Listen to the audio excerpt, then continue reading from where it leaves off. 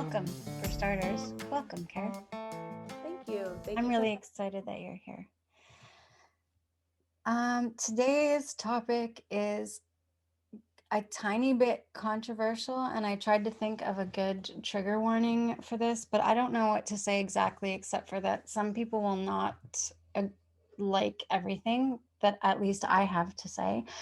And also we will talk about things that bring up language related to diet culture and could be triggering for people also with disordered eating and stuff like that. So I'm just going to put that out there in advance and say that this is my first Sweet Vegan Spills the Tea podcast episode where I have a guest. Yes! I'm so excited.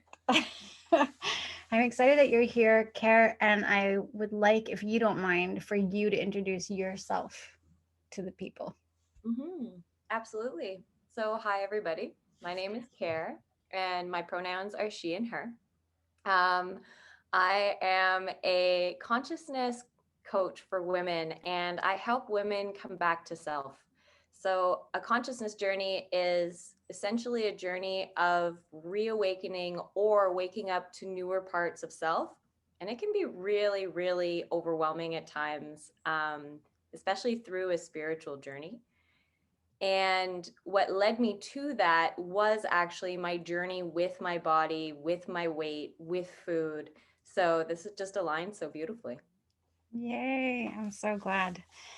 Yeah, without giving anything away, I will say that when I thought about doing this topic, you were the first person that came to mind because the topic was inspired by sort of a struggle I was having in my own mind about weight watching, about the whole sort of diet culture, about body positivity, about the language that's used around dieting, and the ways that we support or attempt to support each other through all of that stuff. And just seeing your journey publicly and the way that you share it with people and how inspiring it is without nope, I'm not going to finish that sentence. I'm just going to say that because I really want to save it for later. Just watching you and the way you express yourself and share your story really resonated with me. So I was excited to talk to you. I'm not knowing if we agree on all of it or have like this same exact perspective on all of it, but that makes it even more fun for me because the more perspectives, the better, I think. So this episode really is about all things sort of dieting and transformation in that sense, from the physical to the emotional and I guess maybe spiritual sort of sides of things. I'm just going to start right off. I'm just going to start fires right from the very beginning of this episode. Yay. So exciting. And I'm going to do that because I just want to be super transparent and honest that there are a lot of people who I think sort of give people a hard time about their weight and their shape and their size, and they kind of do it under the guise of concern for those people's health, or they pretend it's because they care so much about the taxpayers' dollar and the medical system and whatever else. And we'll get into that hard in a bit, but I'm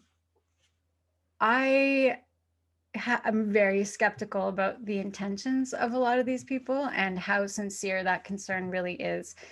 That having been said, there are a lot of other people who will say that that's not necessarily true, that there are health repercussions to having excess weight and or being, severely obese, and that is really dangerous and not true. And I'm saying that from a very informed and educated and professional place. So I don't mind if people want to write to me and say that I'm a jerk and they don't believe me and they don't agree with me. And you can send me all the research and studies that you want to, and articles and everything, and I will read them and I will answer you sweetly and politely, I promise. And I will try and read these things with as open and objective of a point of view as I can. But that having been said, with the knowledge that I do have, people who have a lot of excess body weight, myself included, I've struggled with my weight a lot during my adult life, and have definitely been affected by my weight physically. So, for example, I don't have any cartilage left in one of my knees and very little in the other knee. And in the times in my life that I have been very overweight, it was much more painful. Just physically carrying that extra weight makes it a lot harder for people who have any sort of joint pain or, stuff like that. So it's just physically, you are carrying more weight than maybe your joints and your bones, can handle without being reactive. Mhm. I'm really sorry that. Oh, okay, I was going to apologize for the truck that's backing up in front of my house, but All good. just beeping incessantly. And then there are tons of other, well, I shouldn't say tons, there are many other medical health concerns, including the cancer, for example, which it has indisputably been, proven that many cancers have been linked to people having a way higher body weight. As well, fertility issues. A lot of women have a very hard time getting pregnant when they're severely overweight, but it's not just women, men also, their sperm counts tend to be much lower. Non-alcoholic fatty liver disease is a very real thing, and it's I believe it's one of the top reasons for women who have had liver transplants, is really just directly related to weight. But our organs get fat too. Like, it's not, I think we have this picture in our head that like fat has its own place in our body, and then there's our organs and our bones and our muscles and our skin, and none of it is interconnected. But that's not true at all. Our fat has a really sneaky way of creeping into places that we really don't want it to be. So that can cause all kind. I mean, we already know, like, heart disease and stuff like that. And it affects our immune system. People tend to have higher chances of having acid reflux and GERD and gallstones, and a handful of other stuff. Even arthritis. What is it called? Like the arteries in your spine. It's not just the arteries in your heart. The arteries in your spine can get clogged up too. So all of that is very real and more. And there are reasons to be mindful of your body weight. And I just wanted to get that out of the way because I'm going to say a lot of stuff now on the other side of this picture. And I just wanted to be really transparent about that. And because it's going to come up in other episodes, and it comes up in my, consultations with clients and stuff like that, it is a very real thing. It's important to pay attention to those things. But I also want to say, being really overweight sometimes not only causes health problems, but it's also a symptom of health problems. So maybe you weren't overweight and you had a health issue.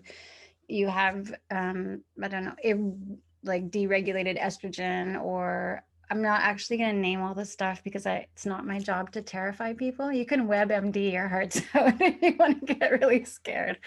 But also certain medications like insulin, lots of medications for blood pressure, depression, psychiatric conditions can cause you to gain weight as well. So there's other thyroid issues and all kinds of stuff.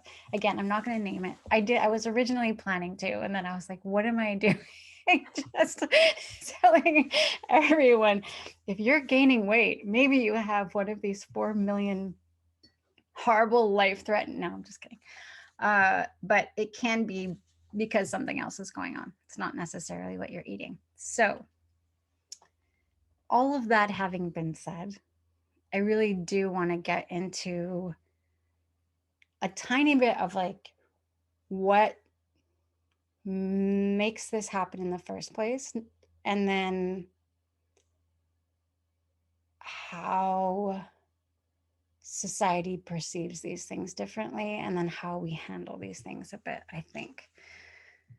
So before we get into like the societal stuff and the perspective, I want to say that even though I'm saying that there are all these health repercussions linked to being severely overweight or obese, whatever that means to you, I know that everybody's different. I don't subscribe to like, if you're this tall and you're a woman, this is how many pounds you have to weigh.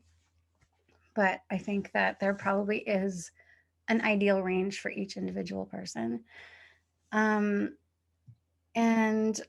a lot of people struggle with that, and a lot of people do try and take off pounds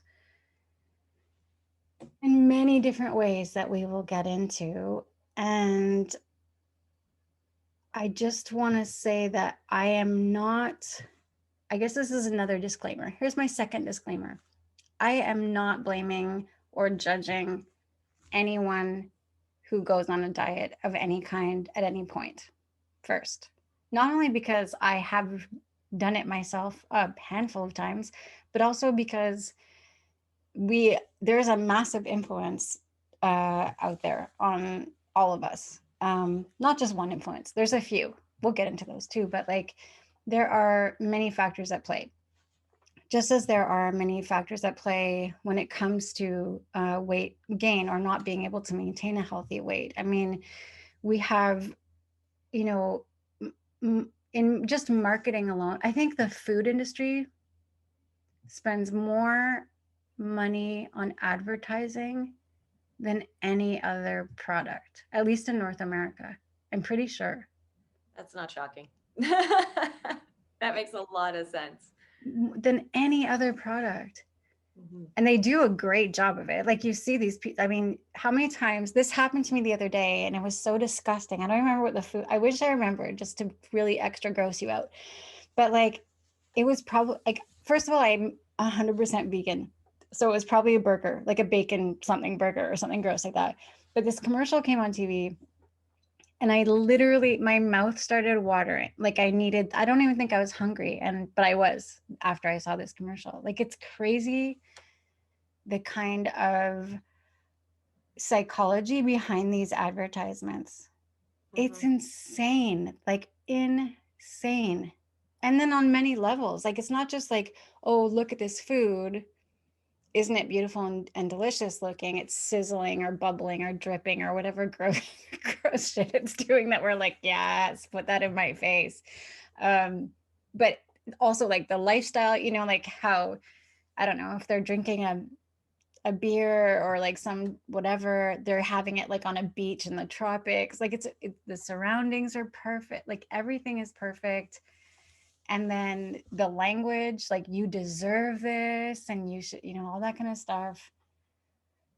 So anyways, these monsters.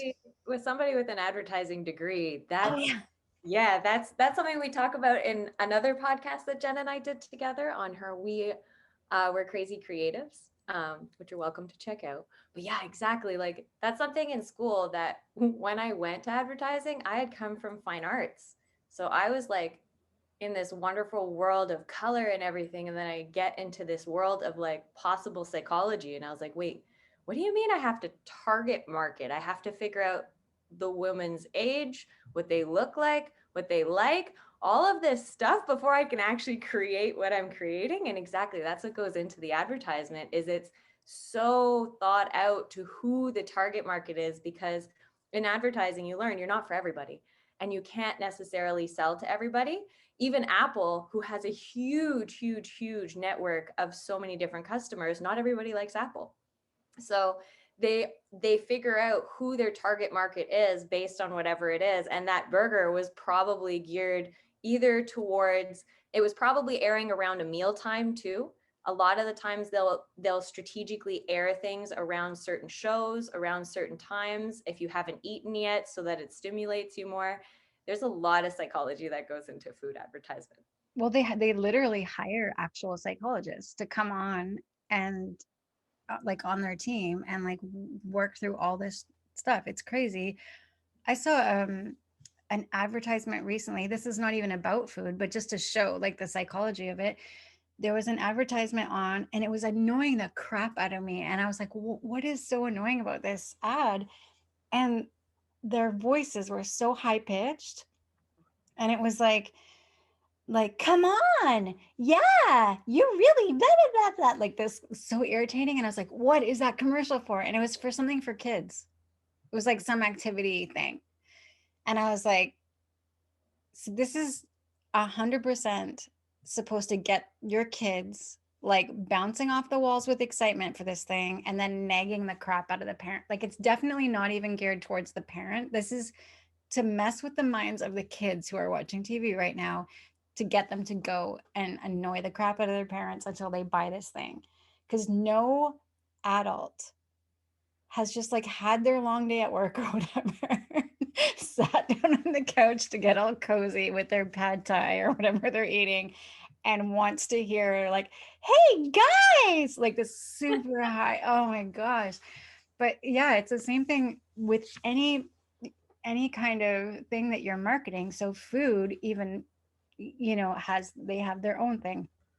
Probably not, well, actually I shouldn't say that. I was going to say probably not a tone of voice, but that's probably not even true. I imagine like I've heard it like, oh yeah, that's what you really want, like that sort of seductive, like um yeah. So there's the marketing of this crap, which is like, that's just a beast in itself. And then on top of that, since I called it crap, let's call it what it is. What it is. Most of that food that is like, not all of it, but most of the food that has the most money put into it is like is crap. It's full of saturated fats and sodium and high fructose corn syrup, like just garbage that's just so bad for your body and will definitely make you lose weight, imagine. um, will definitely make you gain weight. And some of those things really actually mess with your hypothalamus. Like it stops the part of your brain that knows that you're satiated. There's like blockers, so that I'm not saying they did this on purpose, but it just works out really nicely that the more you eat this garbage, the less you can even identify any kind of body cues telling you like that's enough. So, I mean, it even physically, once you're eating this, I have to stop using this negative. I'm just gonna keep calling it shit. I feel angry at it right now. It's because we're here to let it all out. Like we're gonna later talk about toxic positivity. Whatever needs to come out, whatever emotions need to come out. That's true. Okay, so that's true. And then what is it? Oh yeah, and you know what? To go back to the marketing thing too, this isn't necessarily advertising to the people about the actual food, but like there are the companies that sell, like some of the companies that sell the worst stuff, like Coca-Cola or like Nestle, that they have like Chips Ahoy, that like every candy that you loved as a kid, like those dippers and nerds and runts and whatever, like all that stuff, tons of chocolate, their Nesquik chocolate powder stuff, tons of junk food, no, probably not Hot Pockets, I don't know. Anyway, I'm sure they're all listening to this podcast and I'm going to get sued for my millions of dollars, so I better be careful. But okay, so first of all, Coca-Cola and I think probably Pepsi and some other giant in the world of grossness that we put into our bodies, they started that whole like it was them who started the whole thing of like, if people just exercise, like Americans aren't exercising enough. So imagine, this is not just a commercial for Coke. It's just like a whole other thing. They funded this massive sort of campaign, if I can call it, trying to get Americans to move their bodies more, with the message, not underlying or hidden, with the blatant message that the reason why people are gaining weight is because they don't exercise enough, and it has nothing to do with what they're eating. It's not how much they're eating or what they're eating, it's that they're not exercising enough. And people didn't even know that this was Coca-Cola. This wasn't a Coke ad. This was like a campaign, like, come on, let's get moving. So it seems harmless, right? It's like, yeah, look at them trying to get people moving their bodies. But the message was, because it's what you do with your body, not what you put in it first. And then Nestle, I just want to make sure, they rebranded themselves at one point. Oh yes, as the world's leading nutrition, health, and wellness company. What? Really? Like, this is the company that sells all that shit that I just named a minute ago and more. But not water as well, like is taking water from lakes without necessarily, like, when bottling it and selling it and not necessarily. Oh wow. I was so sad because I did a deep dive, of course. What else do they own, those villains? And it was like, it hurt my feelings. I was like, Perrier, seriously, San Pellegrino, I love that stuff. It hurt my feelings hard. But the funny thing is, it's not funny, but it is, like, they've branded themselves as a health and wellness company, not like a food and garbage distribution company, or like a health and wellness company. Like, anyway, we see this stuff everywhere, and we'll get into that a bit more when we start talking more about the actual diet culture and the language behind it. But even these food companies calling things, I don't even have an example off the top of my head. I don't know if you can think of something, but like, that the foods that seem like they're so super healthy, but then if you actually read the ingredients, because the name will say something like green something, or just Something that for me for a long time was the Crackers wheat thins. oh, because it has the word wheat in it. Because it has wheat and thin in it, like Thin, yeah. that. Yeah, like there's so much terminology that's put into advertising, like thin, organic. Organic is so misused. And that's what you just said. Like, a big company, when they have that amount of money at times, can just throw a label on and be able to get away with it in some ways. So wheat thins for me was something. And another thing, it's just because I had worked at Starbucks and we were trying to figure out what was the healthiest thing in the food case. And everybody thought that it was the oat bar, because it says oat bar. And it's like, it's a bar of like oatmeal, and it doesn't, a lot of people would get it for breakfast, and it was like the more like boring thing. It was one of the worst things calorie wise, saturated fat wise. It was covered, there's so much butter in it. When we looked it up, we were all like, wow.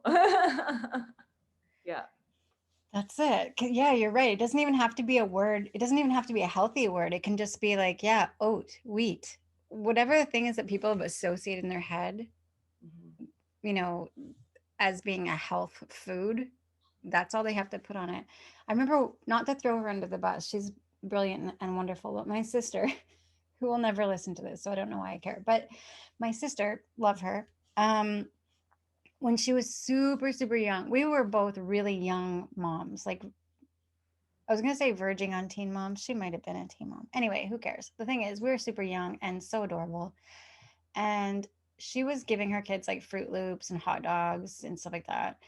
And I was she was very like all American, and I was very hippie nature. Shocking, I'm sure. But anyway, and so she was like drinking several sodas a day. And one day I just said to her, like, you can't feed this to your kids. It's really bad for them. It's got like artificial colors and preservatives and all these chemicals. It's so bad. It's really not healthy.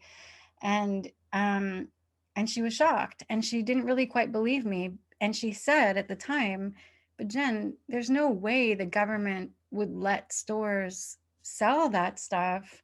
and advertise it all over TV if it was bad for you.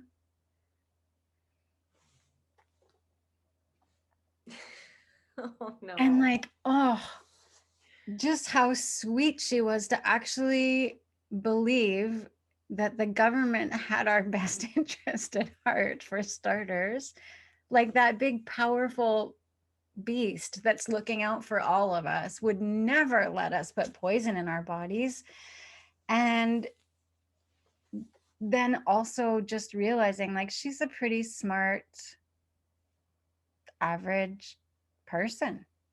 Like, how many other people see this stuff on TV or go to the grocery store and just, you know, in good faith, like, and understandably assume that there's not any poison in this box or this can, like, that they wouldn't put whatever on it that's like targeting your little kids and making your kids beg for this food, Lucky Charms or whatever cuteness, that they would never, baby food, literal actual baby food, that there would never be anything toxic in these items. So many people have to believe that.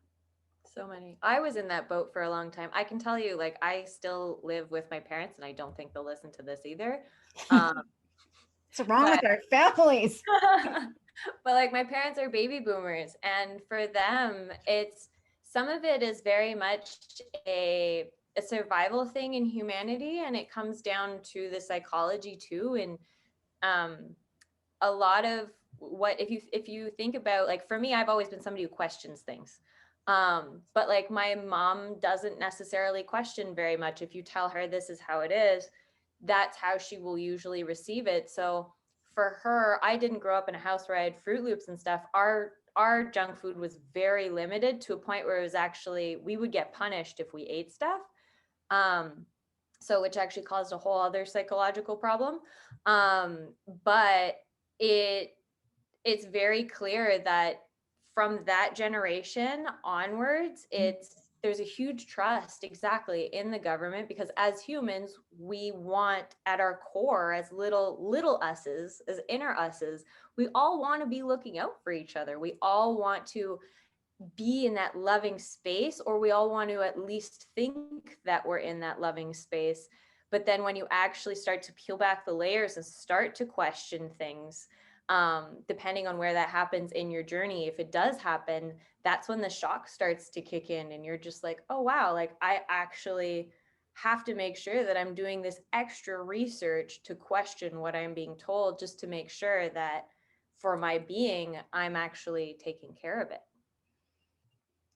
There can be also that, I don't know if you went through this, but there's this moment for a lot of us where when we start realizing, like, holy crap, this is happening. Like, there's actual stuff in our food that is so bad for us or so bad for the environment, and people are selling it and making money off of it and making sure it gets into our hands and our bellies. So then we dig deeper and we're like, well, where exactly did this food come from? And then you find out, like, who's manufacturing this food, and then you're learning about, like, also the pesticides and all the other crap, and then the inhumane treatment of whoever is doing the physical labor behind this and all this stuff, and you can go into, like, a very dark place and want to just never eat ever again. And you can also maybe just feel so overwhelmed by it that you're just like, well, you know what? Fuck it. Like, it's all bad for you. It all causes cancer. It's all evil. It's unavoidable. So I don't want to think about it. And I'm just going to eat whatever I eat because I can't live like that. Like, I don't want to dissect every single thing that I stick in my face, which I totally get. I understand. It is overwhelming. I hope that people who feel that way snap out of it really fast and don't stay there because you can make way better choices for yourself. But it is work. It's definitely work. And the thing is, we used to work way, way, way harder to eat a long time ago, when we planted and harvested all of our food, and family members stayed home and cooked all day. all day, because it wasn't just the food that you're going to eat today at lunch or at supper, but it's like bread for the next few days, or it's like sauerkraut for the next couple months, or it's whatever it is that you're doing, right? That you're salting fish or drying meats, or, I mean, this was a big job. And then life got really easy at some point. I would say probably like especially at least in the 50s, like convenience started really kicking in. And we got busier and busier and gave ourselves more and more work to do, and crazier schedules. And I know people now who don't cook at all, who've never cooked. Everything that they eat is pre-prepared or processed or whatever. So um, that I can see how just sort of trying to figure out where your food is coming from and making sure that what you're eating, is actual food can be can feel like a big job. I get that. I totally get it. It's worth doing, but I totally get why that would feel like a daunting task. Around the 50s. And also, I have to, I'll see if it will pop back up, but there's a documentary that I watched a few years ago on Netflix, and it was about food. It has 4 episodes, and it talks about using each element to create food and how different cultures around the world use each element to create the food. It was really, really cool. So Oh, yeah, so like fire is the first one, and they focus very much on how fire is used for hunting in certain areas, how fire is used, particularly how it's linked back to cavemen, and how men these days now are usually the ones who barbecue, because back in the day it was the man who would actually tend to the fire. So there's actually a primal instinct to barbecues with men, which I thought was kind of cute and fun. But what was interesting was in that episode, he talks about how, just because he talks exactly like you had mentioned too, how the evolution of humanity, we used to spend our entire days just focusing on making sure we had food. Whereas now the average household, not just, I think it was household, it may have been human, but I think it was household, spends 27 minutes a day on food prep. And that could be like creating your own food, but if you're thinking about it, if that's 3 meals a day, that's a lot of stuff that's just being taken out and microwaved. And it does, even 27 minutes isn't even enough to put something in the oven or on the stove. So that's a lot of microwave use, which is a whole other topic. um, but it was just really interesting that he brought that up, that it's now like it's 27 minutes. People don't even take the time to cook, and that connection to our food is so lost, which is what I work a lot with in my program, is helping people reconnect to that connection with food, because food is our fuel source and food is our connection to earth. And the second thing about the 50s is absolutely that's when everything mass production really kicked off, because World War II ended. And during World War II, that's when a lot of assembly line was created to make sure that there was there was different products. That's when processed food was really created, because you needed to have processed food to possibly get through the wartime. And once that ended, all of a sudden you have all these companies that started up during World War II, and they're like, well, we're not giving up. So they kept shipping out their stuff. And into the 50s, into the 60s, you had fear of possibly, like, that's when bombshells were created. So you have this market already of, oh, there might be bombs. You need to have preservatives just in case. And it wasn't, from my understanding, it wasn't fully marketed as like, have your preservatives and eat them all the time, but it was like, it's something that makes life easier. If you look at ads from the 50s, it all talks about, one, how food is catered to the woman, and how all of a sudden your wife's job is now easier to create the food because this thing is already made. And so what it did was it talks a lot to the convenience instead of to the actual nourishment of the vessel. And unfortunately, it feeds into just the consumeristic world of creation without necessarily giving back. mm-hmm. I wish I could remember the name of this series that I watched.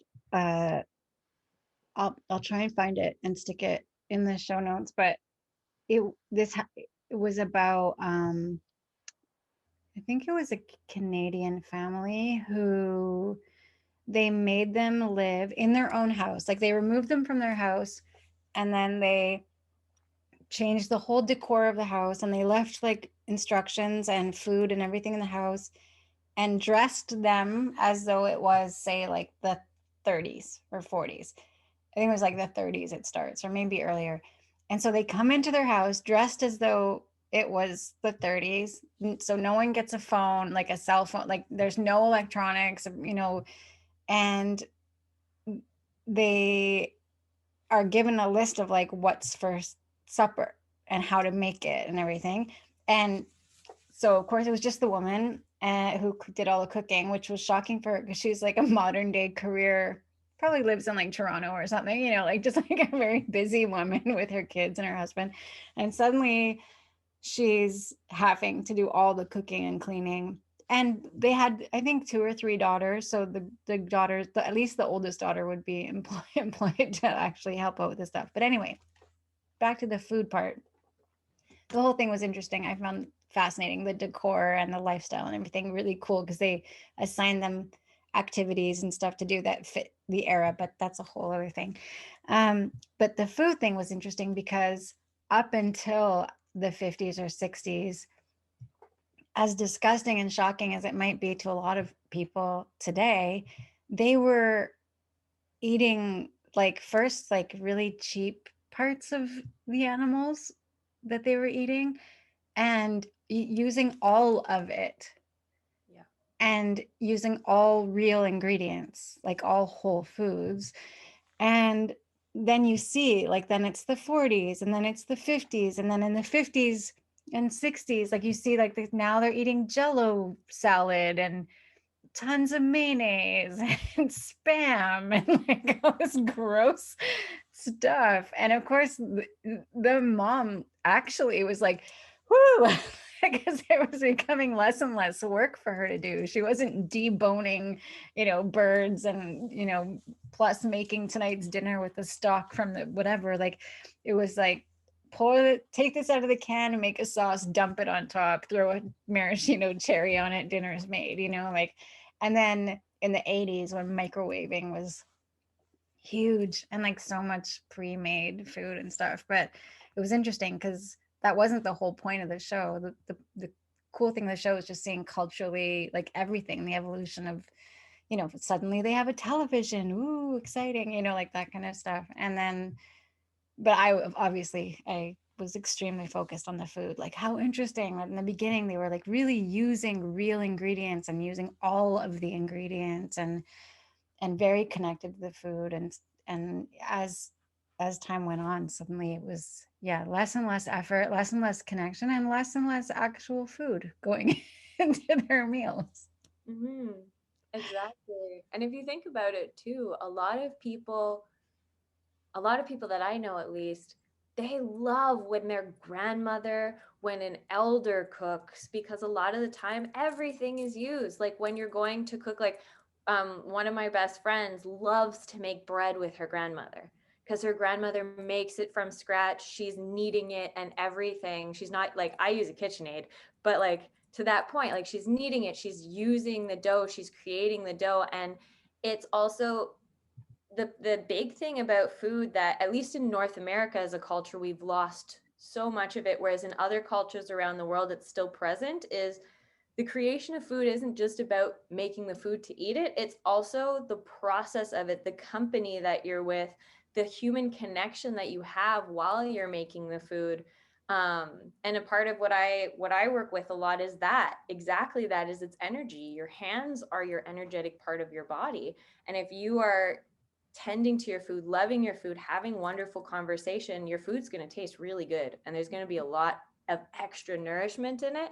But if you're not necessarily paying attention, and this is from full experience, if you're not paying attention, if you're having really shitty conversations, if you're not necessarily fully touching your food, it tastes so much different, and it doesn't hit you in the same way. It lowers your vibration in a lot of ways. Definitely. And well, first of all, yeah, I can't even sort of pinpoint what, well, no, I can.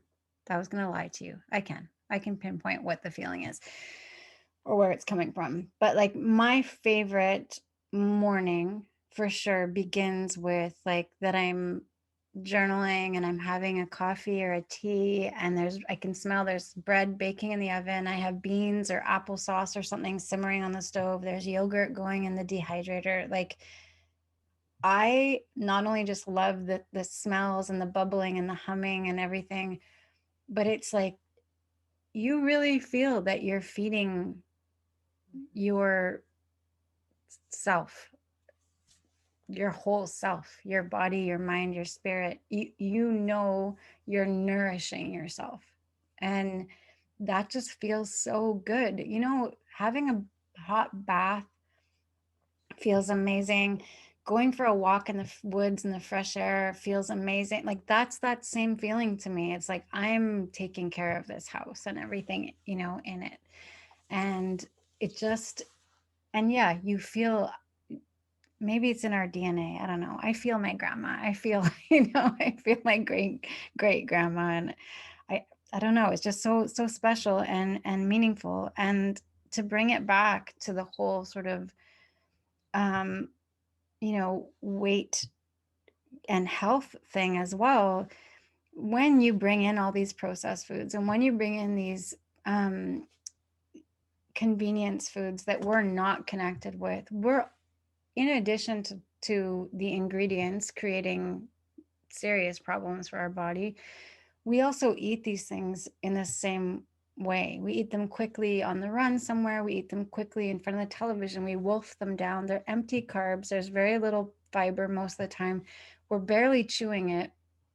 So we're exerting almost like no effort to digest this food. It really is just packing on pounds, really. And like, and and we're not even helping our bodies function the way they're supposed to function. We're not giving our intestines the workout that they're supposed to get to digest this food, and we're not paying attention to the fact that we're eating it. So we're eating way more of it than, and I'm saying we, myself, me, Jen, I can sit in front of the TV and eat enough pasta for 3 people in a meal without even realizing it. Whereas if I go sit down at the table and just have a conversation, so I'm actually putting my fork down, you know, I'm actually chewing my food, I'm not just shoveling it in, I will eat way less food. And I will notice when my body's saying like, oh, I'm good, I've had enough. But for some reason, if I'm watching TV or I'm rushing somewhere, I'm just like hurrying it in. And so, yeah, that's also just not even a little bit helpful. Um, I wanted to talk about how we were touching on like the influence of marketing and that sort of societal influence as well, I guess, and the language that contributes to us. See, I was going to say feeding ourselves unhealthy foods, and just saying feeding ourselves felt wrong because it doesn't feel like you're feeding yourself at all. Just like, but when we were talking about the pressures, the outside pressures for us to buy these foods, if we can call them that, these meals and things that are not great for us, and that are often supersized, massive. I can't even I like the size of food now, the bags of chip. When, I don't know, you're much younger than I am, but when we used to buy chips when I was a kid, they were a quarter and they were tiny. Yeah. Or the Tiny. Halloween bags. Like Exactly. the Halloween bags used to be for me, the standard bag, recollection wise, I have like 3 standard size. There's the Halloween size, there's the small size you can get at the Dep or convenience store, and there's the like the bigger size, like what used to be the family size, and now there's a family size, and there's an even bigger size. Create the Costco size. My grandmother is from France, and when we went to a restaurant when she was visiting, and she was just horrified. She was like, how many people do they think are eating this meal? Like, this is insane.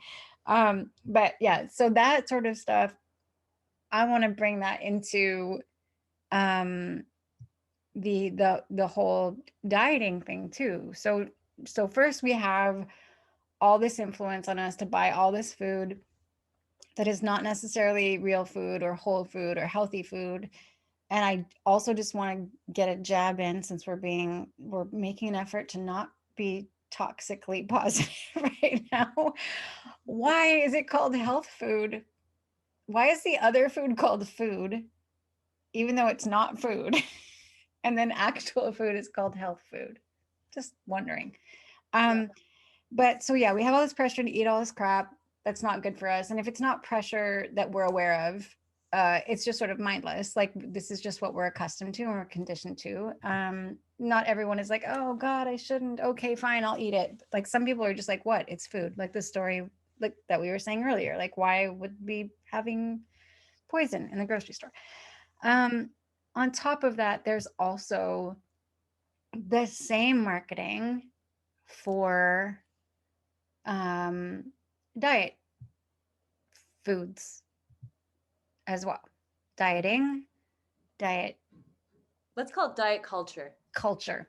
So, and interestingly enough, again, and this is a totally different episode, so I'm going to rein it in for this, but like, it's often geared towards women.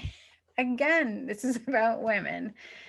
And these diet foods use this similar language that you were talking about. You were saying the wheat thin crackers. Mm-hmm. We have like skinny, what is it? Skinny girl cocktail, skinny girl wine. We have what was one I saw? Well, even this is a doTERRA essential oil, and I don't know if you can see it, but it says slim and sassy. And it's not, you can only buy this one on the American side, because on the Canadian side, Canadian regulations do not allow slim they allow thin though, because you can find wheat thins, but they don't allow slim on their packaging. There's just so many, but slim. Yeah, there's slim. That's a word you see on a lot of like snack foods and like Slim Shakes, I think was a thing yeah. And anyway, I can't remember, but there's just tons of those. There's just so many of them that have like this. It's because I don't want to say that it's Kellogg's, but like I feel like they had like because I just see their advertising in my head with the measuring tape squeezed around the cereal box or something. Do you know what I'm talking about? Anyway, there's the foods that are not like specifically diet foods or part of a diet program, but just that the names are like have the words skinny or slim or smart or that kind of stuff. And we know smart means for weight. And so again, sort of telling people who didn't know that they needed something that they need that thing. Mm-hmm. And just it's kind of like the aging stuff, like all the products that say anti-aging. There's just so many products that have names on them that are that it's not okay for you to be what you already are, and you want to be something else, and we have the miracle for this. And a lot of the time the food is totally ridiculous. It's like skinny cookies and you're like, what do you mean skinny cookies? Like, so it's like we packed sugar into this tiny wafer, but we made it so little and delicate that it's okay for you to eat it. Or worse, it doesn't even have sugar in it. It has like some disgusting artificial sweetener that's completely evil and terrible for you. And you should want that instead. And of like your actual real food. I don't know if they still exist, but like as you were talking about that, all of a sudden I had this like flash to when I was like 17, 18, 19, 20. And like at that point I was still in this mentality of like, exactly, I saw something that said smart, thin, I should buy it. And they had just come out with like these little packages where they turned Oreos into like these little thin things. And it was like this tiny little package that like literally you could just like into one bite all of the things. And like if you're anybody who has dealt with binging, which is something that I have over 20 years of sharing a vessel with, that package, you look at it and you're not just, if you're in a bad space, you're not just eating the one package, you're eating the whole box of them. So by also like making the sizes smaller or the things smaller, you're actually, from a psychological perspective, some advertising companies will make it smaller so you actually eat more. Of So like, course. yeah. And Wild. tons of people have a hard enough time not eating a whole box of Oreos when they're the regular size. Never mind when it's like not even remotely satisfying because you feel like you just ate like a little piece of paper or whatever. And again, you're eating them, so you're handfuls. Like you said, they're tiny. So you're not just eating a cookie now. You're taking like a handful. I'll just eat one handful. And then like, how many cookies was that actually that you just ate? It's bonkers. So, and then of course there's just like society's whole, okay, well, this is where I'm just going to say, and this is why I felt strongly about, not just because this is a nutrition and health podcast, and I am a nutritionist and studying naturopathic doctor, but just because I like to be as transparent as possible, that this is part of why I really wanted to point out in the beginning, like that there are definitely health issues, very, very, very serious health issues that are connected to having a seriously high body weight or being what some people call obese or even morbidly obese. And to go back to that thing where I said earlier about how there's people who say that they're concerned about people's health or the health system being overloaded with fat people and all their fat people sicknesses. Originally, I had a lot of angry things to say about this, but I'm just going to keep it at this. So bullshit first, because a lot of the people who are concerned about the health system being bogged down by all of us who weigh too more than these people feel that we should, don't change their like they're not worried enough about like taxpayers' dollars to stop driving their cars and polluting the environment or to quit smoking or to, there's just like the list is way too long. Believe me, I wrote one and realized I was being very petty. I needed to stop. But most of those people, I won't say all, but most of those people who claim that they're concerned about the health system, and the money that goes into it, are being enormous hypocrites. And they're just saying that so they don't have to just admit that they just think people shouldn't be fat and don't want to look at fat people But first. it can also come down to, from my own experience, what I've worked a lot in is I've realized it's a projection. A lot of the times it comes down to a projection of a fear. So for me, when I was gaining weight, I had people around me projecting their fear of me gaining weight because of their own fear of themselves gaining weight, themselves being fat, themselves having to deal with it. Which it's like, it's this two-step thing where not only are they projecting their fear at you, but they're projecting a fear that they are themselves not willing to address, not even willing to look at, and don't even realize it's a problem, because we are always our worst blind spot. So people don't realize that they're projecting that that fear or whatever, towards somebody who is gaining weight, instead of asking them if they're comfortable. If it is something like, for me, I had a lot of projection around what I was eating, so much judgment in the environments that I was in around what I was eating, to the point where if I was with certain people, I would make sure just to eat a salad so that I did not have to deal with their shit. Definitely. Yeah. Definitely. And I want to say too, like, I'm a mom with 3 young adult daughters, and I'm not saying that if one or all of my daughters suddenly started putting on a ton of weight, that I wouldn't be like checking in with them. And I'm not saying that if they were eating like way more than they usually do, or really unhealthy foods all of a sudden, or just living a very sedentary life, which, they're all very, to varying degrees, like relatively active, healthy girls of all shapes and sizes. But if I saw that something was unusually, you know, apparent that seemed to maybe not be a healthy thing for them, of course I would check in with them. I love them and I want to make sure they're okay. But that's not the same thing as people saying people shouldn't be fat. Exactly. There's a It, difference of checking in and like even stating what you're observing and stating that you're coming from a place of love instead of, oh, you shouldn't eat that because you're gaining weight. Oh, have you noticed that like you're getting fat? You need to watch yourself. Like it's all in the verbiage. And if you actually listen to how people are talking to you about weight, you'll realize that that's actually their own inner voice of how they talk to themselves about it. So absolutely, like there's a way of going at it where it's non-violent. It's coming from a space of love, of help, because in the end, we're in charge of our own vessels, but we mm-hmm, want to care for those around us because we are all one in the end. But mm-hmm.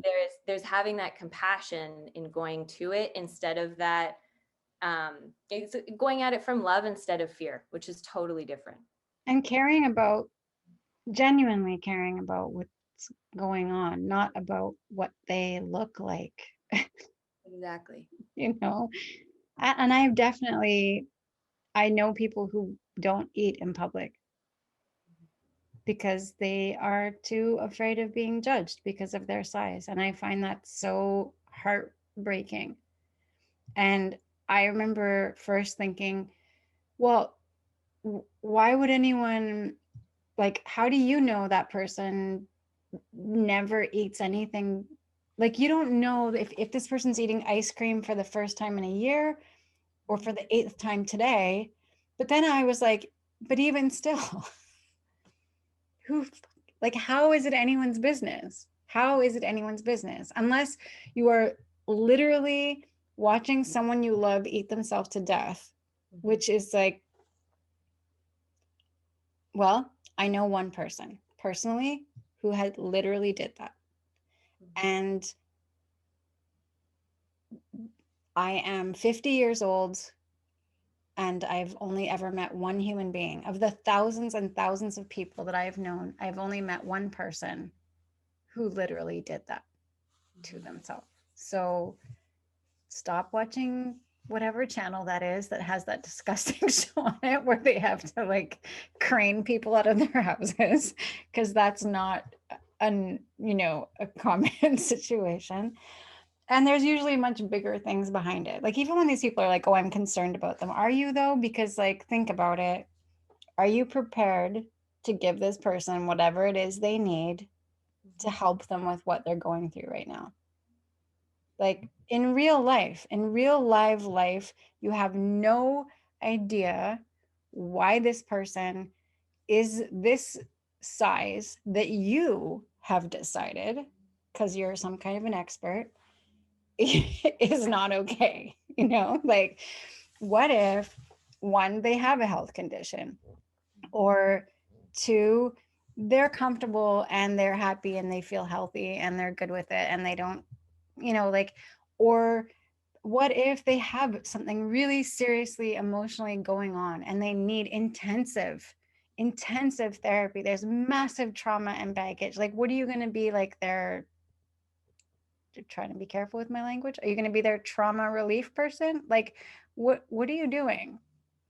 So anyways, we know that this comes mostly from a place of judgment, whether you're judging just the other person or you're actually even judging yourself and just projecting your shit onto that person. But what's crazy to me is that this is like a socially acceptable, up until recently, a socially, and it's still in some places, a socially acceptable sort of judgment to have in the first place. I think um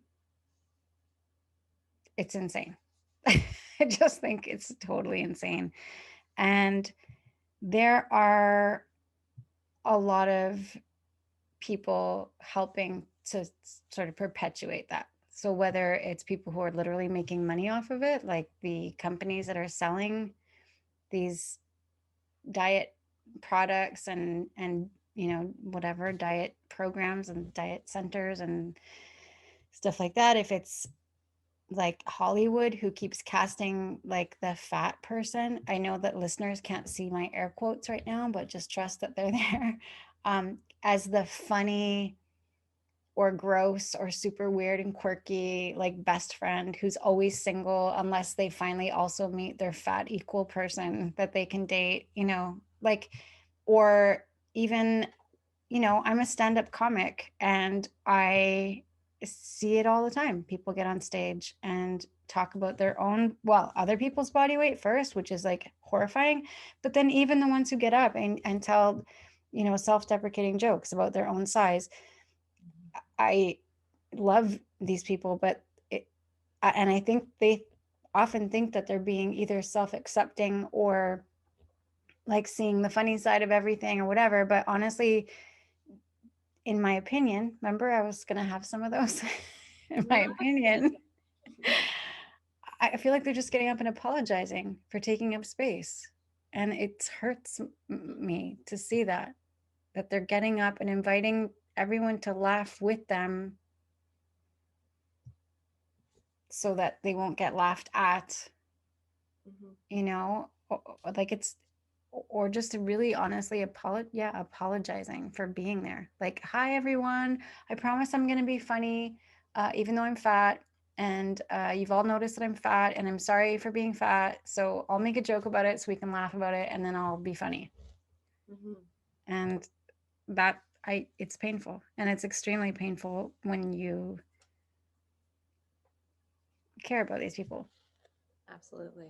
And that's what's been normalized. Like, exactly like you said, like that's been normalized. It's not just one comedian, it's multiple comedians. It's through Hollywood. It's even in your household. Like I can say from myself having been overweight and also living with somebody who's overweight, that's something that I hear all the time is just joking about the body. And for me personally, in my experience, I was joking about the body because it was actually a psychological thing. I realized later that it was complete lack of self-confidence in myself to express that. Like you said, it's almost like a way of apologizing. And it's also, for me, when I hear that, I hear it now just from my own experience. I hear it as like, okay, this being is actually very sensitive about their weight. It's like a man who will apologize for his height. A height thing, like your weight, yes, you can manage your height, you can't manage it all, but it's that same lack of confidence or lack of self-esteem in that area, instead of being comfortable and accepting yourself as you are, knowing with your weight that you can shift it when you decide to shift it, if you decide it's what you need. Mm-hmm. And actually, oh, there's so much to say about language, but like even what you just said about how like your weight, you can change it. I mean, okay, some people can't, but it's not a lot of people, but for sure there's some people that have a condition, but even a lot of people who can, who say like, oh, well, it runs in the family, all the women in my family are large. Yeah, no, yes, I hear you, but like you're still saying like that you have to have that excuse. And I feel like we really disempower ourselves. And I'm like, you can't tell right now because I'm talking slowly and calmly, but I'm like ready to explode because I want to talk about four things at the same time right now. And I'm trying to organize them in my head. But, you know, I have a really ginormous butt and I am a fan of it. And I will like bump into shit or knock people when I walk by them. And I will laugh and say, I'm sorry. I have a huge ass. And like, or, like, and I'm not saying that in a self-deprecating way. I am laughing because it's hilarious that I just knocked your cup over because that's how big my butt is. But like, I think it's funny and I am totally happy. I'd be happy with a tiny butt and I'm happy with my giant butt. And like, it's fine with me. But I know the difference. I know the difference from between when I have a bit of extra chub on me and I'm like, look at my belly, my belly's jiggling, or like, you know, or if I'm like, haha, when I lay on my back, my boobs like disappear into my armpits or whatever, like I am not being mean to myself when I talk like that. This is my body and we're going to get there, Jen. I don't want to not be a normal person and say real things. Mhm. But that's different. And I think we all really know the difference between when we're being loving and sort of like accepting and sweet to our jelly belly or our big butt or whatever it is, and when we are either excusing it or making fun of it because we know that it's making everybody else uncomfortable. And Mhm. so, and we know they're looking at it. They've noticed. So we're going to draw attention to it too and be a jerk to our own selves to make those other people comfortable.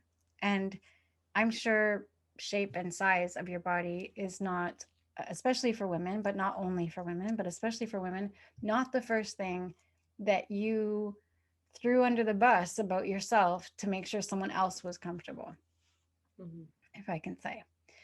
Um, I'm going to get back to like the big fat ass and the jelly belly love thing in a bit, but um, I wanted to say that this sort of societal judgment about other people's weight and that sort of message that we're giving people that you're morally superior if you're not fat. My fingers are in the air, people. Um, you know, leads to not only all sorts of disordered eating bullshit, which is incredibly dangerous and is life threatening, and sometimes sadly, tragically fatal. There's also, just as a person, this weird lingo that goes with even when people are dieting and are super proud of it and everything, that sort of like the either you're a good person or you're a bad person. Like you're having a good day if you're not eating cookies, and you're having a bad day or a cheat day or a free day or whatever day, like you have to give it a special name day. Um, and that bugs me too, because it really reinforces that sort of, um, I mean, to the extreme of actual eating disorders, but also even just in your day-to-day life. If you actually are trying to lose weight, if you actually are trying to get healthy, like you're really doing yourself a massive disservice by talking to yourself like that. Like having to cheat on yourself because you're worth it is such a weird, conflicting message to give your own freaking brain. 100%. It's for me personally, I haven't said it throughout the whole episode, so I'll just drop it now. I personally think that the diet industry is complete bullshit. I think that it is 100% a lifestyle change. And it's something that I'll get into a little bit later, but it's a complete combination of your mind, body, soul to be able to come back to that. Because exactly whatever you're saying, like we were talking about how you're talking to your body, are you talking to it from a space of judgment? Are you talking to it from a space of love? How are you approaching your food? And it's coming back down to, if you are using the terminology of cheat day, like personally, I've done all of the different diets, all the different cleanses to try to lose weight, and like lose over 100 pounds of weight. And I started at first, like I've struggled with my weight for over 20 years, since I was about 11 and went through puberty. And throughout my teens to early 20s, I used cheat days, I used cleanses. And I realized later, when I was actually dismantling all of that, that had been extremely detrimental, because in life you aren't going to have like, if you want, how do I say this, if you want to have a diet, you have to have a diet that's sustainable. If you're going to be on a diet that you're going to diet and then gain back and diet and gain back, then you're just feeding into the whole system that we've been talking about. So it's about how are you able to create a sustainable, a long change for yourself and for your being. And one of the first things is checking your lingo, checking what words do you use? Do you call yourself fat in a positive and in an empowering way? Or are you using the word fat as something that is judgment? And if you are using that, how do you relate? And so many different things. So really figuring out like what is the terminology that you're using within within your diet, if we keep going with that, but like what is the terminology that you can switch so that your life continues and you're able to sustain this for a long time. And that's what a lifestyle change is it's just changing the way that you are doing something to something else. It's like changing from one brand to another because you've realized that it suits you better and that you're just going into a new chapter of yourself. You really shouldn't, like, okay, again, with my, no, it's not just, it's my professional opinion, actually, to be perfectly honest. I don't need to excuse this. I'm a professional. It is my professional opinion for those people who are, talking about how it's hard to diet because they don't want to sacrifice or deprive themselves of anything. If you are eating actual real food,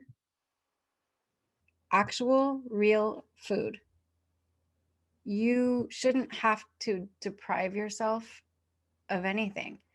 And if what you're sacrificing is Cheetos, that's like me saying I don't smoke anymore. I haven't smoked, I don't know how long, more than 10 years, but I used to smoke a lot. That would be like if I said I would quit smoking, but I don't want to deprive myself. Like, so it's your choice. It's 100% your choice. It's no one else's business. But the diet thing is like, yeah, I say, oh, I don't know. Yeah, what is that? Is that a bad word? The word diet? I think diet, like healthy diet or plant-based diet, or that kind of diet is literally just what are you fueling yourself with? Absolutely. I was talking more about diets to lose the weight. Exactly. Yeah.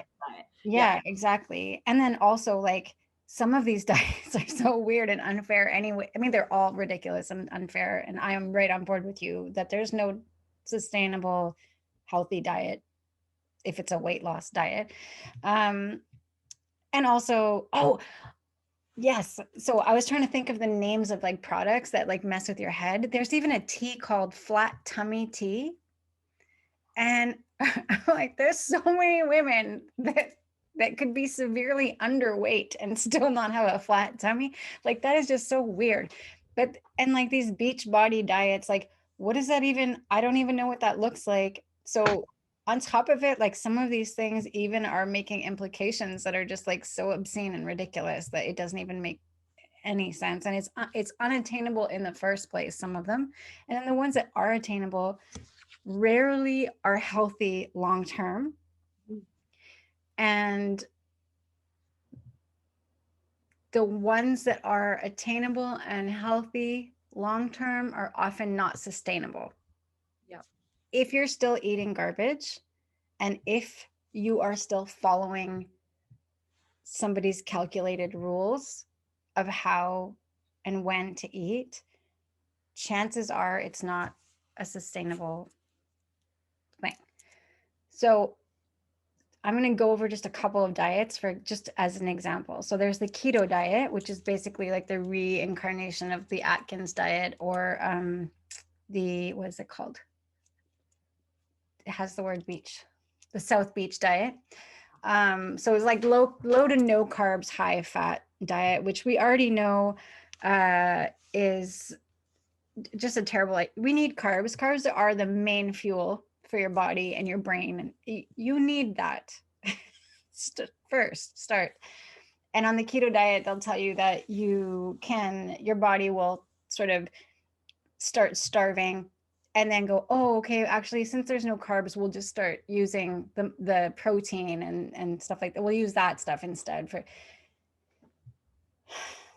try and stay calm. For those who don't see her face is all of the things.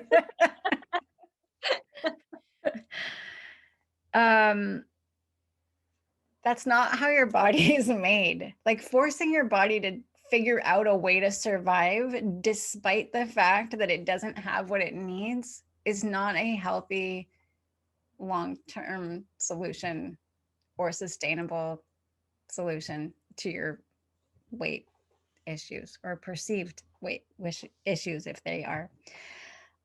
We need carbohydrates. You need to use your brain. And if you've been on a keto diet for a really long time, that can be really dangerous for you for a few reasons. One, if I didn't already just say it in my emotional wind up a second ago, your carbohydrate or your cholesterol, sorry, your bad cholesterol will definitely mount quickly, and it takes almost no time for it. Like you can be on the diet for 3 weeks and have it really negatively impact your cholesterol. So that is not cute. The fact that there's like a keto flu where you get nauseous and sweaty and sick and disgusting and you feel like death warmed over is not because your body is joyfully detoxing from bad carbohydrates. It's because you have a deficiency and your body's freaking out. It's not like a cute transitional, like, oh, it's okay, we're just getting, that's not what's happening. It's not okay. First, and it really does a number on your microbiome. It's not that could be I should say specifically that you might not yet be experiencing carbohydrate deficiency or vitamin or nutrient deficiency, although you will if you keep doing like the typical keto diet where it's like mostly meat and fat and whatever and no fiber or little fiber, sorry. But it could also just be the massive shift in your microbiome because your microbiome needs fiber. It needs lots and lots of fiber. So if you're doing like a very typical keto diet, I'm not talking about the plant-based keto diet, but like a typical keto diet, that's what's happening. A plant-based keto diet, it's still the carb thing that I'm not okay with. And I'm not saying you need tons and tons of carbs, but I'm just saying you need some. You need whole grains. And oh, I just banged the microphone. I got very into that. The Paleo Diet is also a super popular one. I don't think it's quite as intense, but I don't know tons about it. I just know because I don't hear many people anymore still doing that diet. But the part that I think it's still a very meat heavy diet. And I think the idea behind that diet is like, it's how we used to eat when we were cavemen, which is not true. So we didn't used to eat mostly meat. We weren't, anyway, whatever. I'm not saying we didn't eat any, we did. We ate what we could find around us and what we could,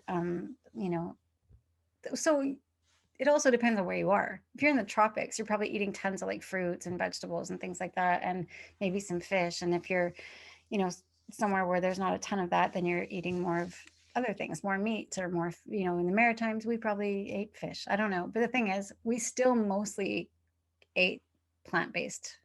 That was the bulk of our diet. The intermittent fasting, I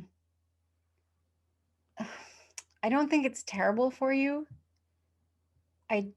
My issue with intermittent fasting would be, first of all, like to be super careful about like what your blood sugar levels are doing, because if you're someone who is affected easily by your blood sugar spiking or diving, that's probably a terrible idea for you. And then also that some people take it to quite the extreme. So like if you're fasting for several hours after you wake up and you already fasted all night, and then you're eating like most of your food because you still have to get your proper amount of calories in, right? And you still need your proper amount of, vitamins and minerals and stuff like that. So if you're packing all those calories and all that food into like a short space of your day, again, you're no one listening knows that I'm making a triangle in the air right now. But again, just with your blood sugars, but also with your digestive system. So love that you've decided to take your health into your own hands and you're not comfortable. So you've decided to do intermittent fasting. And so you don't eat for like a bazillion hours a day, and then you pack a whole bunch of food into a short period of time. And now your whole digestive system is like, what? And like, there's too much going on. And what will happen, you may lose weight. You will probably also like fart a lot because all your food is backing up. Your digestive system doesn't work any faster. I know the word fast is there, but it doesn't actually move any faster. It takes the same amount of time. So if you put way too much food in a short window for your body to process, it just gets backed up and ferments and gets really, you're going to be bloated and gassy, and you're going to fart a lot. So like if you want to be skinny and bloated and farting like crazy, that's a great idea. The 1 meal a day, have you heard of this? The OMAD diet? No, Just that had some people. I've just encountered that recently. So that's again what I just said about your blood sugar levels, about you packing in all your calories and all your vitamins and minerals into one short period of your day. That 1 meal, again, that's a really mean thing to do to your digestive system. It's a mean thing to do to your blood sugars. It's your insulin levels, like all that stuff. So I'm not saying you won't lose weight doing it. I can imagine that you probably will, depending on what the meal is. Obviously, if you're going to go get Kentucky Fried Chicken and like a supersized French fry and a 12-gallon Coke, I'm not sure that you'll lose weight. But I imagine if you're eating one super healthy meal in a day that's like 2,000 calories, your body's not going to thank you. Mm-mm. Even though that's what you wanted and needed in that tiny window, no. And then like slim fast and stuff like that, where you're having meal replacements and everything's liquid. So first of all, not food. That's not food. Second of all, if it's a smoothie kind of diet, that's a ton of sugar. You're eating way more fruit in a day and vegetables than you would if you actually ate them. You're not chewing any of it, and you're getting very little fiber. You're still getting fiber in a smoothie. Probably not in like, I don't know. Please don't sue me, Slim Fast, if you're still a thing. But I'm assuming, unless they're like putting several tablespoons of ground flaxseed in their shake, that I don't know how. Well, that's not even going to help. So I mean, it will with your omegas, but it's not going to. Anyway, the point is, liquid is for people who can't digest actual solid food. So please don't do that to yourself. And then we come to diet plans where you can eat whatever you want, but you have to have like calorie counting and point counting and free foods and expensive foods and all this weird shit. And I am going to, full disclosure, say that I have done Weight Watchers a few times. Mm-hmm. And I lost weight really quickly. And I felt amazing. But it's totally not sustainable unless you stay on the diet for the rest of your life. And if that is a lifestyle that you want to have and you're eating super healthy foods, I can see how that might work for you. Personally, I prefer to obsess about food like, this is so delicious. What am I going to have for supper tonight? Can't wait for my next meal. Planning this weekend's brunch. Like that's the kind of obsessing about food I like to do. Not, again, is counting points and obsessing about whether or not I'm allowed to eat these things, or have I disappointed myself by eating the wrong amount of whatever this is? And also, I've been to meetings where I've heard people asking, like, but can I eat chocolate cake? And of course, the leader said, of course, you can eat chocolate cake. You can eat whatever you want as long as you stay within your points. And so personally, I would always save like at least 4 points for the end of the day so that I could have at least one glass of wine at the end of the day if I wanted. But that was like 4 points for a glass of wine instead of 4 points worth of actual supper or whatever. And there were people in the group who were eating garbage instead of actual food. So yes, they were staying within their points and they were losing weight. And that's great, except for that they ate Cheetos and chocolate cake that day instead of actual food that would fuel their body and nourish them. So, is that a weight loss plan? Sure. Is that a healthy diet or lifestyle choice? No, it's not. And I don't know. Kara, did you do Weight Watchers? I did. You I did. tried when I was young because I was surrounded by a lot of just people who were into figuring out different weight ways. And at that time my mom was into Weight Watchers, so I tried it. I think I was like 15 or 16. And at 15 or 16, at that point I hadn't realized that I had high functioning anxiety. I got diagnosed in my 20s. But if I look back, it was 100%. It all of a sudden created this whole anxiousness around food, because not only with my anxiety, I naturally will worry about things. So all of a sudden, it added in this extra worry every day. And it stimulated my inner survival mode of I have to eat. So I would eat my breakfast, eat my lunch, and then think like, oh crap, I have this many points till the rest of the day. And I haven't even gone through most of my day. And it just became such for lack of a better word, it became a mind fuck where I all of a sudden, even as you were speaking, the word shame came up, where I was shaming myself. It's a culture that, sorry, Weight Watchers, don't sue me, but it's a culture that really, it influences a lot of shaming, unfortunately, because that's what they don't teach you what to do mentally if you have points, and how to actually deal with the mental of, oh crap, I only have 4 points left. How do I deal with what's physically happening in my body, not just the food?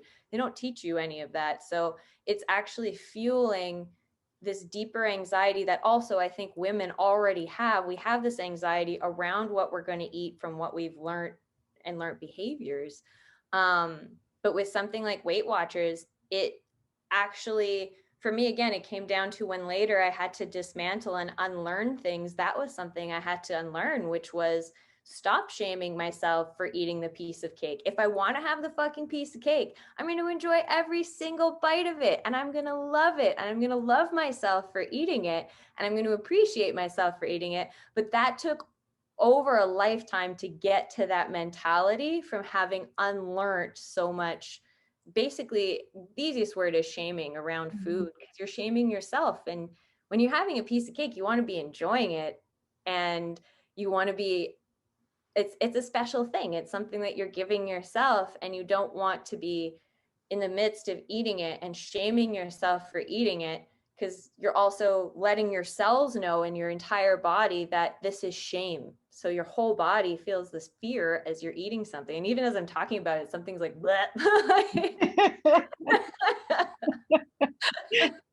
I have had partners. I have daughters. I've heard many good friends eating food and going, "This is so bad. I shouldn't be eating this."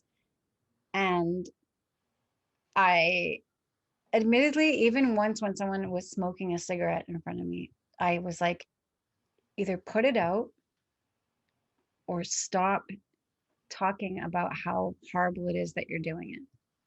This is, I can't listen to this. Like, but definitely about food too. I'm so bad. I shouldn't be eating this. Either don't eat it. Like, just check in with yourself. Are you telling yourself, I don't want to be eating this? I'm doing it impulsively anyway. It's making me feel bad. If that's the case, put it down. And if what you're saying is, I really want this cake, I know that people think I shouldn't have this cake, so I'm going to insult myself while I eat it. Shut up. Like, stop that. What a waste of a good piece of cake. What a waste of a cigarette. Like, they're gross and they're terrible for you. And please don't smoke them. But seriously, if you're going to have a freaking cigarette, you spent money on that. You took the time out of your day to sit down and smoke it or stand up or whatever you're doing. Like, whatever the thing is you're doing, if you really, really want this, like, just be in that moment and be just, oh, it's my biggest thing lately is just to do everything I possibly can with intention. So if what you wanted to do right now was to eat that piece of cake, then make it the best piece of fucking cake you've eaten. Like, or eat it and be like, oh my God, this is so dry, shitty. Why did I order this? Or whatever. That happened to me the other day. It's the same when you're taking a bath. Like if you're giving yourself a bubble bath, there's two ways of going about it. Are you going to shame yourself for having a bubble bath, which I've done when I'm not in the best space, and that bath did not feel as good as that time that I went in and I was like, oh my God, I'm getting a bath. This is going to feel so good in my body. And you feel like you're being hugged by the entire bath. It's the same thing, like with that piece of cake. Is it going to burn the whole way through your system because you're shaming yourself? Or is it going to be a moment of absolute love and a moment of appreciation for self? Yeah. And then can we like take away the both extremes of like, I'm going to eat this cake because I deserve whatever, or I'm not going to eat this cake because it's bad. Like, can we just take all of that shit away and be like, you don't need to reward yourself with cake. That's really not a healthy relationship with food. And also deprive yourself of something because you don't deserve it or you've been bad or whatever the crap is. It's so frustrating. It is so frustrating. And I guess like, yeah, it's all, and we'll talk about this like after, but for sure, I think so much of this just keeps coming back to like your actual relationship with the food you're eating, which is like such a reflection of your relationship with yourself, with your own whole self, for sure. Exactly. And even if you want to take it a step further, which is what I do a lot in my awareness, is it's not just a reflection on yourself, it's also a reflection on how you're treating the earth. Because if you actually look at people and how they're treating the earth, it's very much how they're treating self. And it's an unconsciousness where sometimes it's just that stimulation of awakening to realize like, oh, some people, they need to be reminded that they should not be littering. Like it's that simple. But sometimes for themselves, they don't clue in when somebody else is telling them. But then maybe one day, because of all of these reminders that they either have gotten in a positive way, there might be that, oh, I could pick this up instead of throwing it on the ground. And it's that same thing with your body where nobody can tell you what to do with your body because it's yours, and it's up to you to decide what you want to do.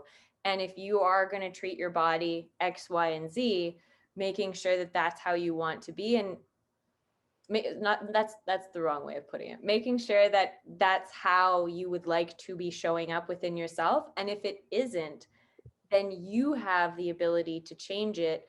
But it's similar to what we were just talking about, where you said, like, I have that awareness of smoking this cigarette and that it's bad for me, but I'm deciding to keep doing it. And that's something that you see so often, even in just, even from like, for me as well, I'm a vegan, and for me, I'm a bit of a vegan activist, and I'll have people say to me like, I know I shouldn't be eating meat, but I really like the taste. But there's such an awareness, as for them, there's the awareness of the animals, but it comes down to a taste. And again, it comes down to self deciding that that is what we want to do. Um, Mm-hmm. and again, yeah, like it reflects on how we're treating the earth in so many ways, just as a collective. Is if Mm-hmm. we put a little bit more work into ourselves, imagine what we could do for our environment. Mm-hmm. There's also this sort of part of you that's saying like, this is bad for me, I shouldn't be eating this, or what, that, or this, just that it's bad.